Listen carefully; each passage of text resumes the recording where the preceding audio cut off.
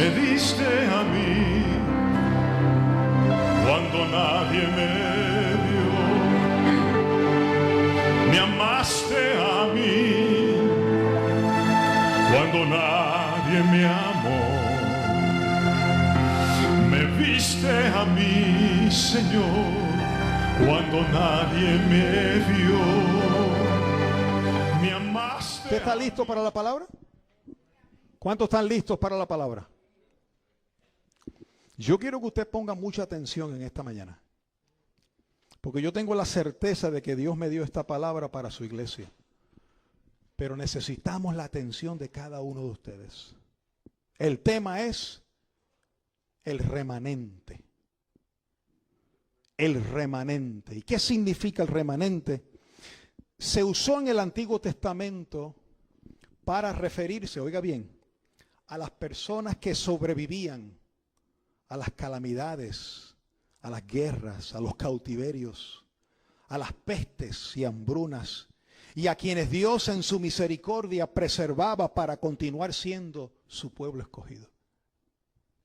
Otra definición para remanente es parte de una comunidad que sobrevive, oye, que sobrevive después de una gran destrucción y que a su vez forma el núcleo de la posible nueva comunidad.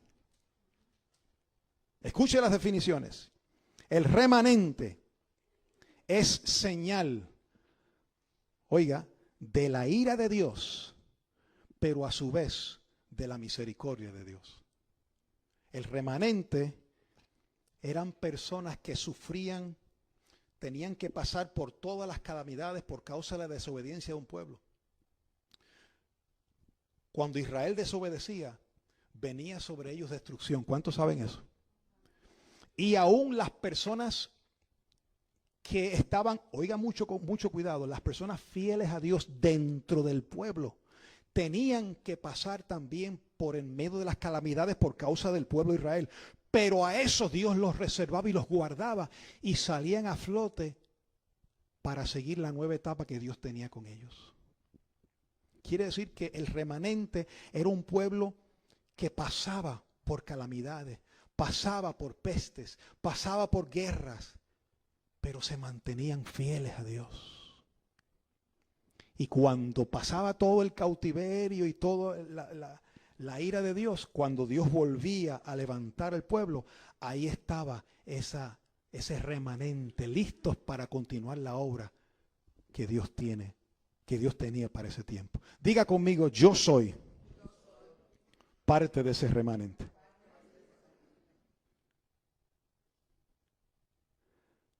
El significado hebreo de remanente es lo que queda, lo que sobra. El resto.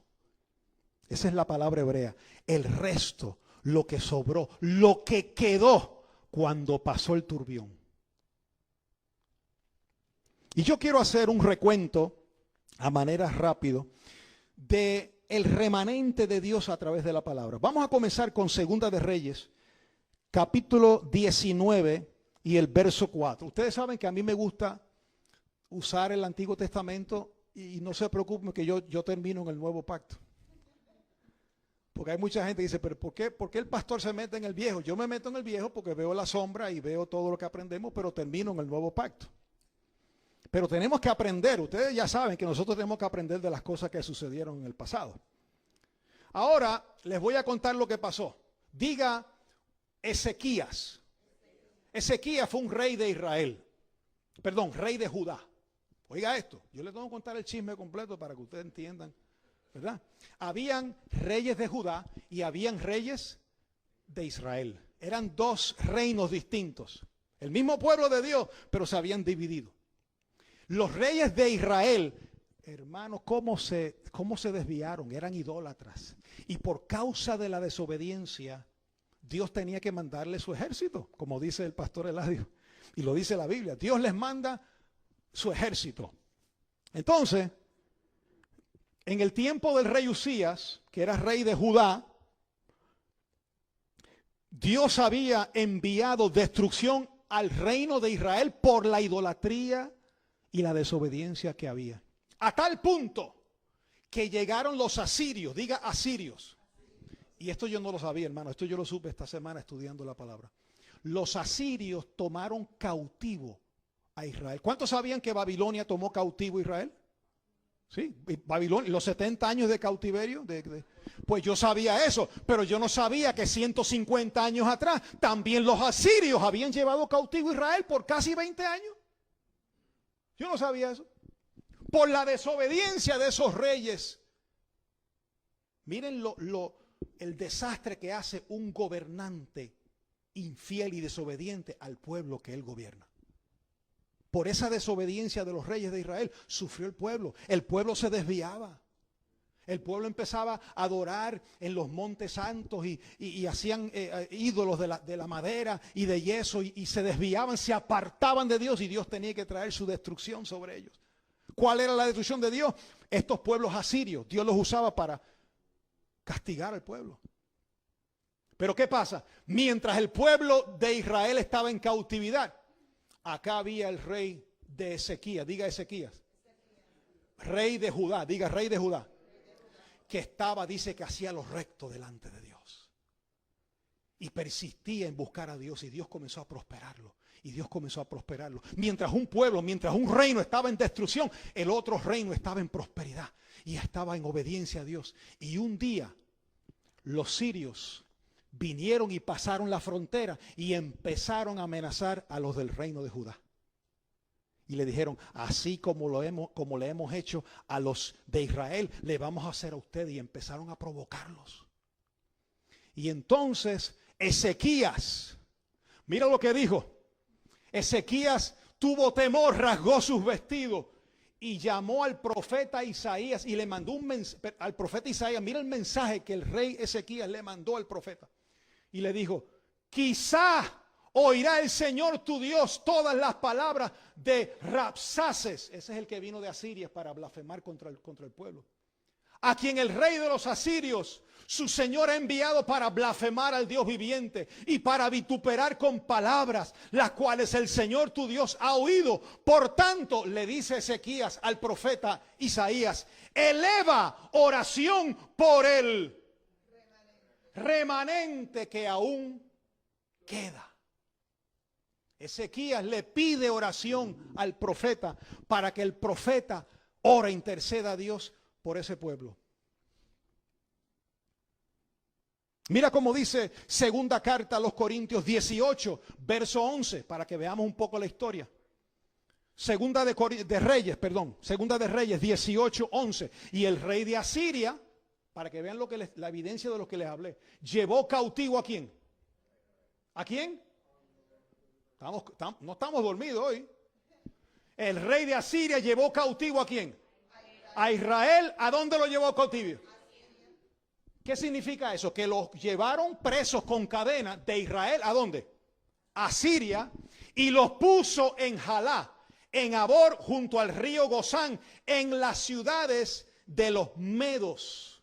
Verso 12. Por cuanto no habían atendido a la voz del Señor su Dios, sino que habían quebrantado su pacto y todas las cosas que Moisés, siervo del Señor, había mandado, no las habían escuchado ni puesto por obras. ¿Por qué los asirios se llevaron cautivos al pueblo de Israel? Por la desobediencia. La pregunta es, hermano, ¿ha cambiado Dios? Esto duele. Yo sé que la palabra que yo traigo a este ministerio no es una palabra blanda, es una palabra dura a veces. Y no solo para nosotros, para todo el que la oye. Sí. Entonces la pregunta es, ¿cambió Dios? ¿Cambió su pacto? Su pacto. Sí, cambió el pacto del viejo al nuevo, ¿sí o no? Ya no es por obra. Cambió el pacto, pero ¿cambió Dios? No. Él sigue siendo santo. Y donde hay desobediencia, hay consecuencias. Usted puede ser un bendecido, pero si desobedece, hay consecuencias. Usted puede ser un bendecido, si roba, cae preso. Usted puede ser un bendecido, pero si no cuida su cuerpo, se enferma. Entonces, hay una obediencia que los bendecidos tenemos que vivir para agradar a Dios. Entonces, aquí Dios, el profeta Ezequías le pide a Isaías que interceda por él porque el pueblo había quedado cautivo por la desobediencia al pacto. Y mira cómo dice Isaías capítulo 1 verso 9. Ahora ya esto es Isaías hablando. Si el Señor de los ejércitos no nos hubiese dejado ¿qué? ¿Qué es un resto pequeño? Un remanente.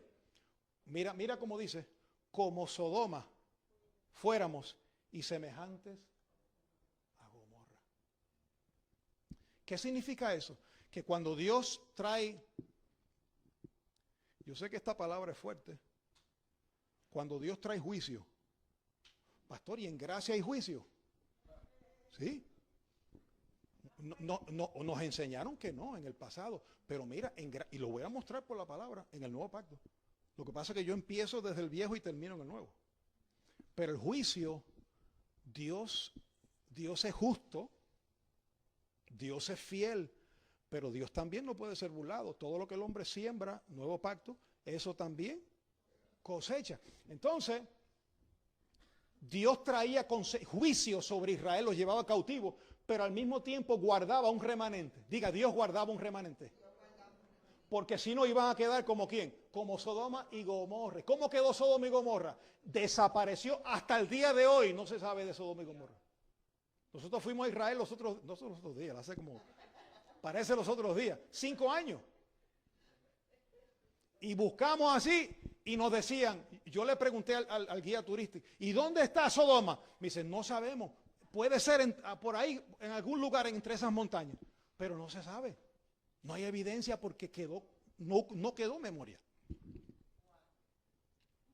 Entonces Isaías dice, si el Señor no nos hubiera dejado un resto, un remanente, hubiéramos quedado como Sodoma y Gomorra. Isaías 10, verso 2, mire. Isaías ahora profetizando, dice, y acontecerá en aquel tiempo que los que hayan quedado de Israel, ese es el remanente, lo que queda. Los que hayan quedado y los que hayan quedado de la casa de Jacob, nunca más se apoyarán en el que los hirió, sino que se apoyarán con verdad en el Señor, el Santo de Israel. En otras palabras, cuando pase, Isaías lo que está profetizando es, cuando pase la ira, va a quedar un remanente que se va a acordar de Dios y nunca más se apartarán de Dios. ¿Cuántas veces hemos aprendido nosotros con los golpes, decimos así, a no cometer los mismos errores 2 veces? ¿Cuántos hemos aprendido eso? Y a veces tenemos que pasar, pero aquí estamos, Feli, en pie, por su gracia y por su misericordia. Hay un compañero de trabajo, que Esteban lo conoce, voy a decir el nombre, porque yo le dije que iba a predicar sobre esto, Rafael Encarnación se llama. Y cuando yo los viernes me toca entregarle los cheques a los choferes para darle su salario. Y entonces cada uno yo voy mencionando los nombres. Fulano de tal, aquí presente. Fulano de tal, la que le dice, hoy estoy motivado, jefe, hoy estoy motivado que estamos cobrando. Pues cuando yo llamo a le digo, Rafael Ocasio, siempre por 9 años, me dice, lo que queda, el remanente. Lo que queda. Entonces, ¿qué significa lo que queda? Hermano, somos un pueblo que hemos pasado por la salsa y el Guayacán. Pero aquí estamos. Estamos en pie.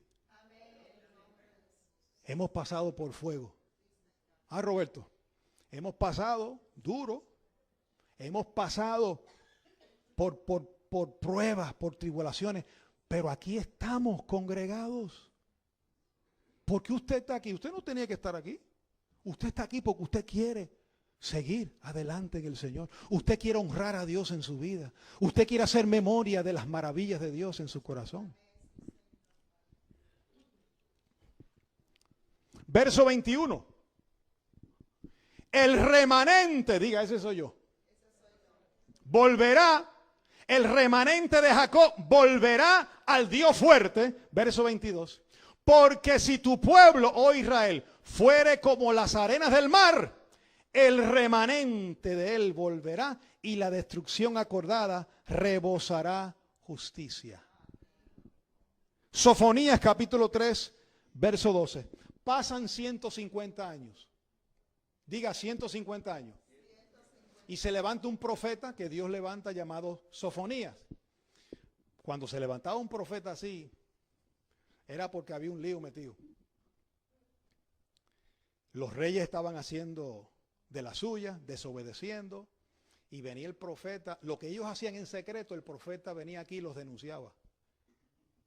Y dice, y dejaré, si ustedes ven, después cuando tengan tiempo estudien a Sofonías. Él habló de la destrucción que venía, profetizando de la destrucción de Babilonia sobre Israel.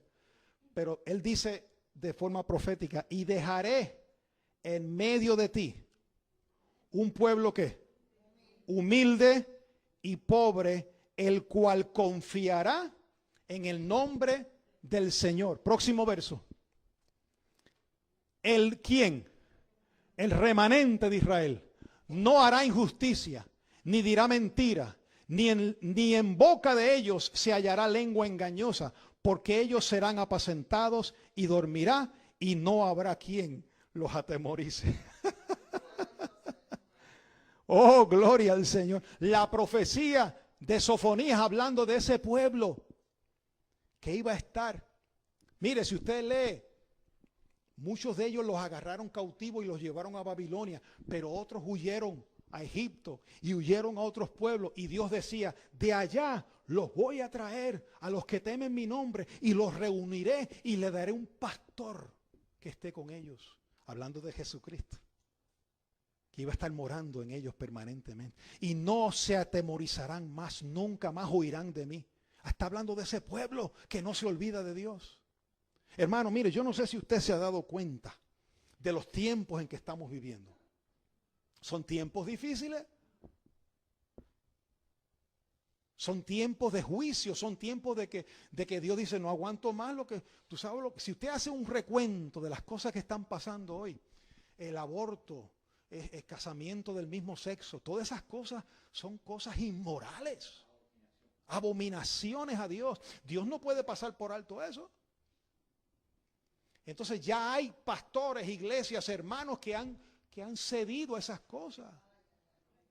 Y eso está bien que se casen hombre con hombre y que se casen mujeres con mujeres, ya eso todo el mundo lo ha aceptado, así que aquí en esta iglesia los aceptamos también. Hermano, no es que no los amemos, los amamos, pero no podemos estar de acuerdo con esas obras. Pero hay un pueblo que se ha ido contaminando y Dios dice, basta ya. Tienen que venir las consecuencias, hermano, para despertar el pueblo. Y yo les he leído solo del Antiguo Testamento, ahora voy para el Nuevo. Ezequiel 6:8. Este es otro profeta. Diga otro profeta. Y dejaré un resto. ¿Qué es un resto? Remanente. De modo que tengáis entre las naciones algunos que escapen de la espada cuando seáis esparcidos por las tierras. Y los que de vosotros escaparen se acordarán de mí. Aleluya. Se acordarán de mí entre las naciones en las cuales serán cautivos. Mire, ¿qué me deja ver esto? Que cuando hay padecimiento, a veces nosotros, los elegidos de Dios, ese remanente, lo que hemos estado firmes, a veces tendremos que pasar por calamidad. Y no significa eso que estamos en desobediencia. Hello. El que tenga oído para oír, oiga lo que le estoy hablando. Mire, hay personas que desobedecen y pasan por calamidad porque desobedecieron. Pero hay otras personas, vecinos de este, que tienen que pasar por la misma calamidad que este está pasando, pero no la están pasando porque desobedecieron, sino que Dios les está permitiendo a este que la pase, pero es para fortalecer su fe, mientras el otro tiene que pagar las consecuencias de lo que está haciendo. ¿Usted me está entendiendo? Pero este que está aquí, como está firme en el Señor, la misma prueba, la misma calamidad que a este lo destruye, a este otro lo mantiene firme. ¿Cómo tú explicas eso? Ajá, ahí está. Que los hijos sufren las consecuencias y nosotros tenemos que pagar las cosas porque ellos son nuestra familia. Tenemos que sufrirlas juntamente. Pero no es por causa de nosotros, sino por causa de lo que ellos han sembrado. Por eso es que usted ve, ayer yo me gocé en esta semana de una hermana de Madrid que me testificó y me dijo, pastor, he pasado por muchas tribulaciones, pero también he crecido mucho en el Señor. Oh, ¿cómo tú explicas que tú puedes padecer mucho y al mismo tiempo crecer? ¿Ah? Si no es porque Dios está ahí. Mientras que otros pasan por la misma calamidad. ¿Cómo está, hermano? Ay, pastor, yo estoy caído. No sé qué hacer. Se me ha caído la casa. Se me ha caído todo. Se me ha caído la cara. Y están en un laberinto. Mientras otros han pasado por el mismo fuego del COVID, el mismo fuego de la inflación, el mismo fuego de todo. Y están prosperando. La obra de cada uno será probada, porque el fuego la probará. El fuego, el tiempo, la palabra. El fuego va a probar con qué tú estás siendo edificado. ¿Con palabra de Dios o con obras humanas? Con tu intelecto. El que tenga oído, oiga. Y los que escaparon de vosotros se acordarán de mí entre las naciones entre las cuales serán cautivos, porque yo me quebranté a causa de su corazón fornicario que se apartó de mí, y a causa de sus ojos que fornicaron tras sus ídolos, y se avergonzarán de sí mismos a causa de los males que hicieron en todas sus abominaciones. Verso 20. El 9 ya, hasta ahí. Se avergonzarán. Este está hablando de un pueblo que de pronto resbalaron en algún momento de su vida. ¿Cuántos de nosotros hemos resbalado en nuestras vidas? Hemos tenido momentos de we're down, we're in the bottom. Yo lo he pasado, hermano. Pero dice la Biblia, ese es el pueblo que estuvieron cautivos, pero luego se acordaron de mí y aprendieron. Y nunca más pasaron por el mismo camino 2 veces. ¿Cuánto quisiéramos no tener que pasar por el fuego? Pero el fuego nos prueba. Nos prueba para ver que se hemos hallado en alabanza. Nehemías, capítulo 1. Mira, Nehemías era el copero del rey. Ese sí que estaba bien, con casa nueva, con vestido, andaba. Mira Daniel. Daniel era uno de los sabios de Babilonia. ¿Cómo es posible que un pueblo cautivo y él arriba como sabio? ¿Ven la diferencia? Porque él honraba a Dios. Y él estaba en cautividad junto con el pueblo, pero lo pusieron del jefe de los sabios por causa de la sabiduría que él tenía. Un hombre que oraba 3 veces al día. Era uno de los sabios, de los hombres más sabios de Nabucodonosor. Muere Nabucodonosor, se levanta su hijo Belsasar y sigue siendo sabio del reino de Belsasar. Muere Belsasar, vienen los medos persias y lo ponen de sabio en el reino de los medos persias. Por 4 reinos, gobiernos consecutivos distintos, él fue sabio entre los sabios. Mardoqueo era otro, que era uno de los sabios del gobierno. Hermanos, son hombres y mujeres que Dios pone en lugares estratégicos, que aunque están en cautividad y las cosas están malas, reinan y brillan allí porque están firmes delante del Señor. ¿En qué Babilonia te ha puesto Dios a ti? ¿En qué Medo-Persia te ha puesto Dios? ¿En qué barrio te ha puesto Él? ¿En qué trabajo? ¿En qué clan estás tú que necesitas brillar allí con la luz de Cristo? Pues este hombre, Nehemías, diga Nehemías, está allí, mira, le dieron un puestazo, ganaba 100 o 200 mil pesos al menos, no sé, al año. Al año. Un sueldazo, porque era el copero del rey. Y de momento, el corazón de este hombre estaba allá en Jerusalén. Todo judío anhelaba esa ciudad. Y las palabras de Nehemías, hijo de Jalaquías, aconteció que en el mes de Quisley, en el año 20, estando yo en Susa, estaba en Susa, en Babilonia, capital del reino, próximo verso, verso 2, que vino Hanani, era uno de los hermanos de Nehemías, uno de mis hermanos, con algunos varones de Judá. Oye, y les pregunté por los judíos que habían escapado y que habían quedado de la cautividad y por Jerusalén. De momento vienen sus hermanos de Jerusalén y Nehemías le dice, oye, ¿cómo está esa cosa allá en Jerusalén? ¿Cómo están la gente, mis hermanos allá en Jerusalén? ¿Cómo ha quedado aquello? Verso 3. Y me dijeron, oye lo que le dijeron. ¿Qué le dijeron? El remanente, los que quedaron de la cautividad allí en la provincia, están en gran mal y afrenta, y el muro de Jerusalén, ¿cómo? Derribado y sus puertas quemadas a fuego. Y mira la reacción de Nehemías. Cuando oí estas palabras, oh, me gocé, dancé y alabé al Señor. ¿Qué dice? Cuando oí estas palabras, me senté y lloré e hice duelo por algunos días y ayuné y oré delante del Dios de los cielos. Y el verso 4. Bueno, ese es el verso, hasta el verso 4. La historia es muy larga. Él comenzó a orar. Se despertó una tristeza en él. No, Señor, este pueblo no puede seguir así. Si usted lee la escritura, hemos pecado, te hemos desobedecido, estamos pagando por nuestras obras. Levanta, sana a tu pueblo. Dios siempre tiene intercesores por su iglesia, por su familia. ¿Es usted un intercesor de su familia?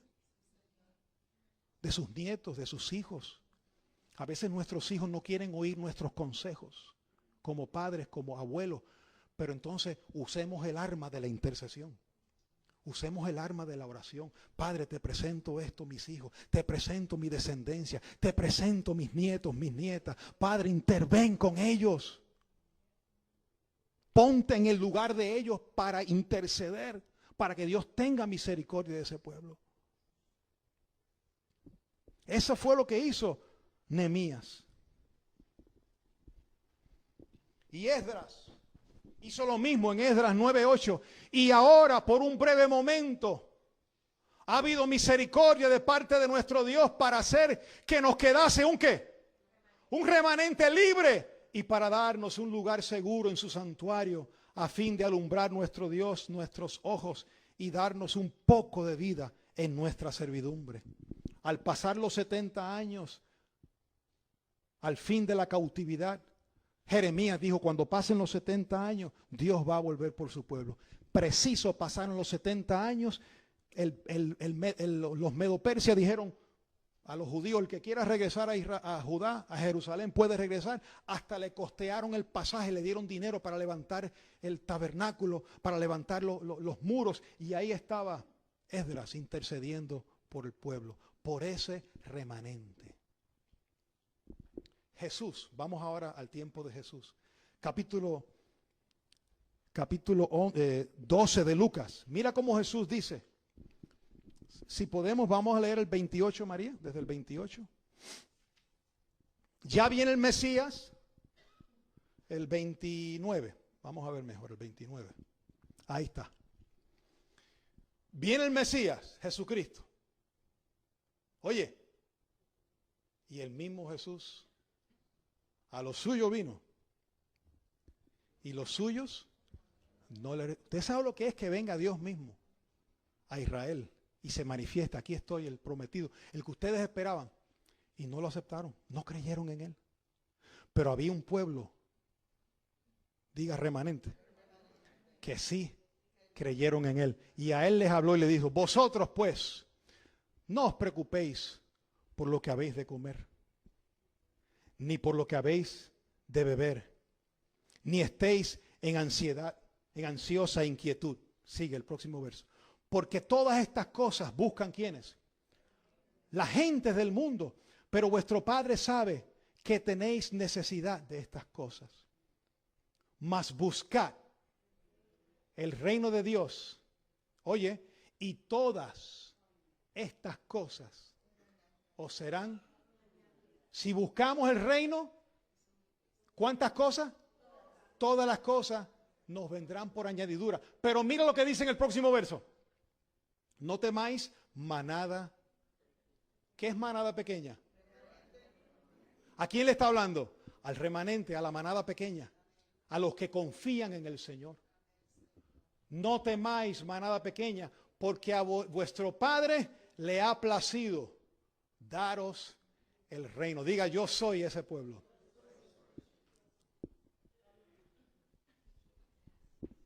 Ahora vamos a terminar con Romanos, capítulo 9, verso 27. Miren lo que ahora el apóstol Pablo, apóstol a los gentiles, dice. Mira, hermano, miren lo que el apóstol Pablo habla. Esto es nuevo pacto. Pablo hace referencia a lo que acabamos de leer en Isaías. También Isaías, ¿recuerdan que hablamos de Isaías? ¿Sí o no?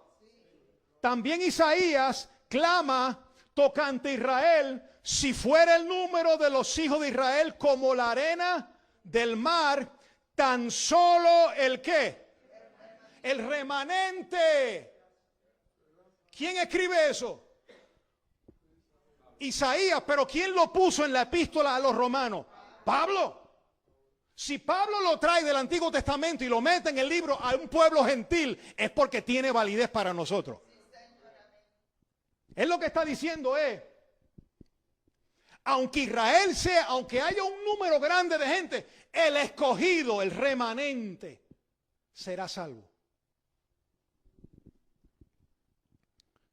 Verso 28. Porque el Señor ejecutará su sentencia sobre la tierra en justicia y con prontitud. Hello, eso me suena a juicio a mí. El Señor, el otro, porque el Señor, esto es Pablo, mi gente, nuevo pacto, el Señor ejecutará su sentencia sobre la tierra en justicia y con prontitud. Eso es juicio para mí. Y lo está trayendo en el nuevo pacto. Pero miren lo que dice en el próximo verso 29. Y como antes dijo Isaías, si el Señor de los ejércitos no nos hubiera dejado descendencia, que es remanente, la palabra que usó Isaías, como Sodoma habríamos venido a ser y como a Gomorra seríamos semejantes. Quiere decir que la misma exhortación que Isaías trajo al pueblo de Israel en el antiguo pacto, lo trae Pablo al nuevo pacto diciendo, la sentencia viene si no nos corregimos. Hermanos, y yo no estoy hablando aquí de salvación, porque la salvación no se pierde. ¿Se pierde la salvación o no se pierde? No se pierde. Pero si no caminas rectamente, vienen consecuencias. Y aquí es donde muchos hierran, dicen, oh no, yo estoy en un nuevo pacto, yo estoy bendecido. No, tú estás bendecido para siempre, pero tú puedes ser un bendecido bajo la cautividad. Tú puedes ser un bendecido recibiendo consecuencias de lo que has sembrado.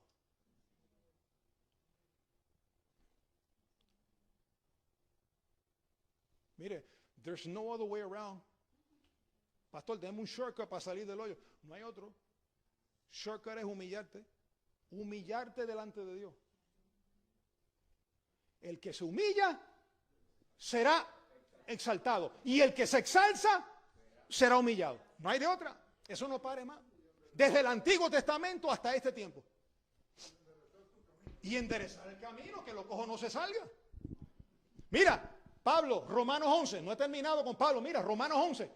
Mira, y no ha desechado Dios a su pueblo. Diga, gloria a Dios. No ha desechado Dios a su pueblo, al cual desde antes, ¿cuántos son conocidos desde antes? No están muy contentos, ¿verdad? No como que están dando la cabeza, está rodando la cabeza.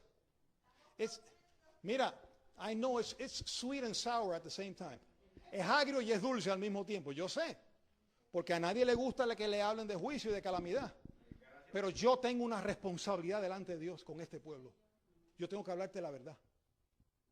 Yo no puedo pasarte la mano. Yo tengo que decirte la verdad. Tú eres salvo y nadie te quita la salvación eterna. Pero si después de ser salvo no caminas en obediencia, vas a sufrir consecuencias.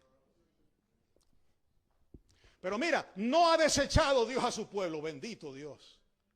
No lo ha desechado. al cual desde antes conoció, antes de la fundación del mundo. ¿O no sabéis qué dice de Elías la Escritura? Como invoca a Dios contra Israel diciendo, mira lo que Elías decía: Señor, a tus profetas han dado muerte y tus altares han derribado y solo yo he quedado y procuran matarme. Yo soy el único que estoy por aquí, Señor. Y el Señor le dice, oye, pero ¿qué dice la divina respuesta? Me he reservado, ¿cuánto? 7,000 que no han doblado rodilla ante Baal. Aleluya. Diga, yo soy de esos 7,000 que no han doblado rodilla ante Baal. Y después dice, mira, así también aún en este tiempo, diga conmigo, en este tiempo ha quedado un remanente, hello, escogido por gracia. ¿Dónde está ese remanente por gracia? ¿Dónde están? Yo quiero verlo, a ver. ¿Dónde están esos elegidos, ese escogido, ese remanente por gracia?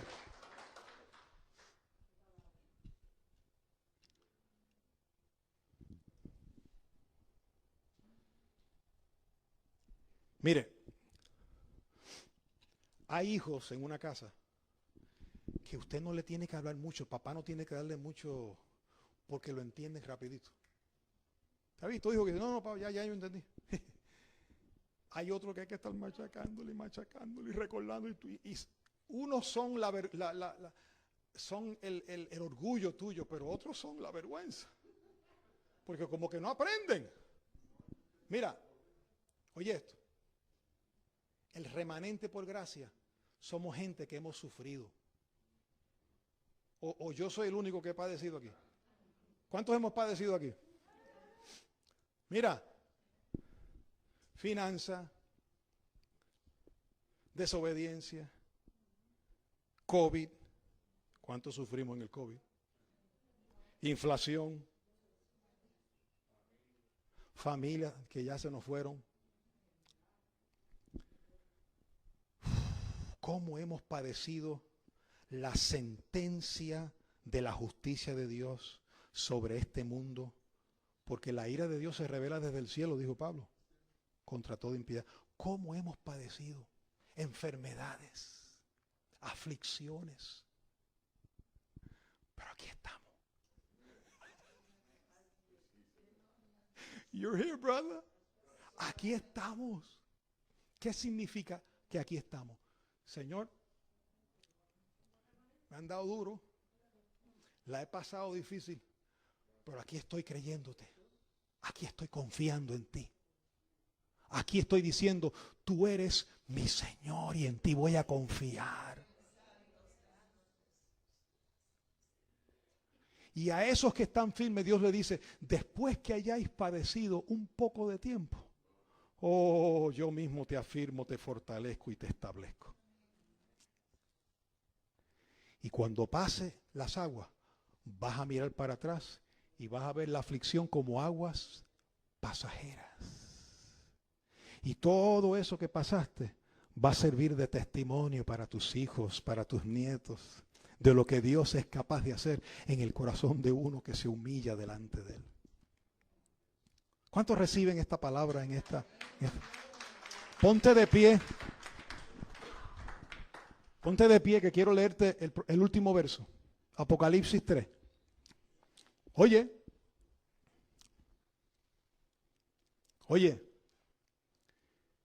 Escribe al ángel de la iglesia en Sardis. Cuando la Biblia dice que le escribe al ángel de la iglesia, la hermana Erlín lo confirmó hoy en la apertura del servicio. El ángel de la iglesia es el pastor de la iglesia. 7 mensajes a 7 iglesias, pero se le escribe la carta al líder, al pastor, porque el pastor es el responsable. My God. ¿Tú sabes que yo soy responsable de este ministerio? De hablar la palabra de Dios. Si yo no la hablo como Dios me la pone, ascuas de fuego sobre mí. Yo tengo 2 opciones. O hablar la palabra para que te agrade. Oye, para no, Pedrito, no se me moleste conmigo, tú sabes. déjame yo tirarla suavecita, porque si lo aprieto mucho no me deja de sembrar. Y si no lo hago allá, aquel se me molesta y no viene más. Entonces, o agrado al hombre o agrado a Dios. Yo tengo una responsabilidad, hermano. Y hay muchos que no han aguantado el fuego. Dicen, no, es que ese estero es muy duro. Yo entiendo, pero I'm sorry. I'm sorry. I gotta talk what the Lord tells me to talk. No estoy aquí para agradar a nadie. Pero mira lo que dice, al ángel de la iglesia se le escribe al pastor, él es el responsable de la congregación.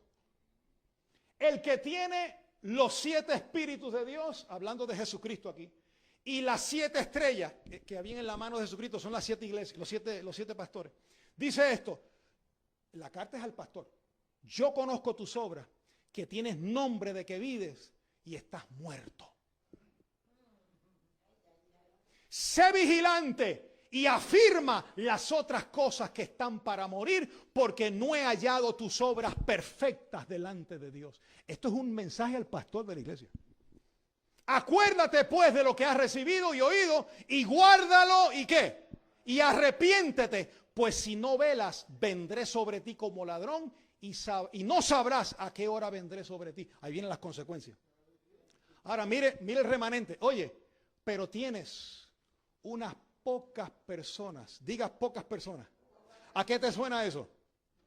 Remanente. Tienes unas pocas personas en Sardis que no han manchado sus vestiduras y andarán conmigo en vestiduras blancas porque son dignas. Aleluya.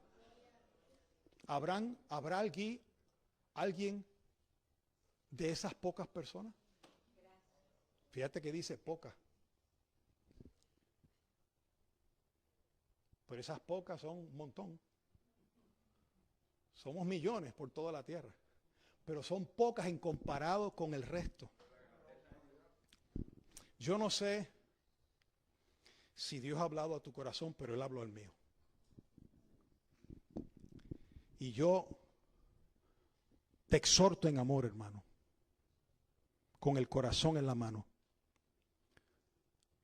No olvides al Señor. No te olvides de Él. Pastores, que tengo mucho trabajo. Sí, todos tenemos. Yo estoy hasta aquí de trabajo.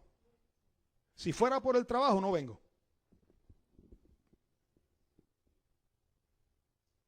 Y no solamente eso, cuando tú andas en el camino del Señor, Dios comienza a prosperarte.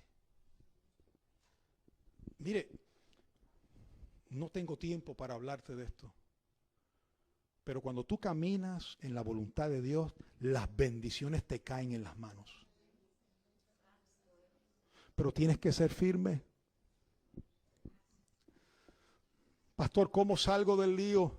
Sencillo, humíllate. Búscalo. Y dile, Señor, trata conmigo, cambia mi corazón. Hazme entender mi circunstancia, hazme entender. Y en este día quiero tornar mis ojos a ti. En este día, Señor, mira mi corazón. Aquí está tu iglesia. Tú conoces cada corazón de cada hermano y de cada hermana.